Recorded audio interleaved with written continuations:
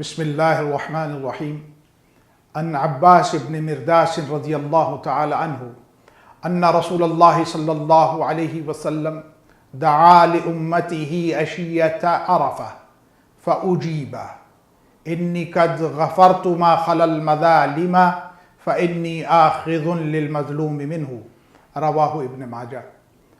عباس ابن مرداس روایت کرتے ہیں کہ رسول کریم صلی اللہ علیہ وسلم نے عرفات کی شام کو اپنی امت کے لیے اللہ سے دعا فرمائی تو اللہ تعالیٰ کی طرف سے یہ جواب ملا کہ آپ کی دعا کو ہم نے قبول کر لیا، آپ کی امت کے گناہ ہم بخش دیں گے، البتہ جن لوگوں نے دوسروں کے حقوق دبا لیے ہوں گے ان کے لیے چھٹکارا نہیں ہے، میں ظالم سے مظلوم کا حق وصول کر کے رہوں گا۔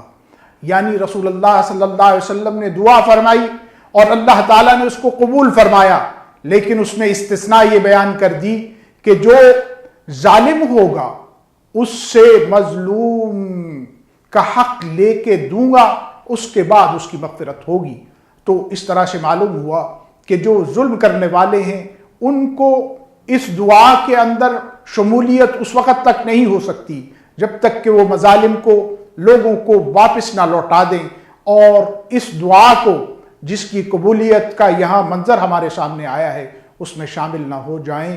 اللہ تعالی عمل کی توفیق عطا فرمائے، آمین۔ وصلی اللہ علی نبینا محمد وعلی آلہ وصحبہ اجمعین۔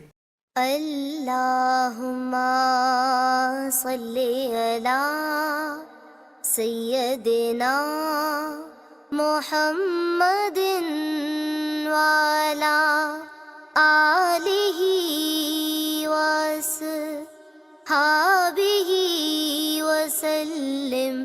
اللہم صلی علی سیدنا محمد وعلی آلہ وصحبہ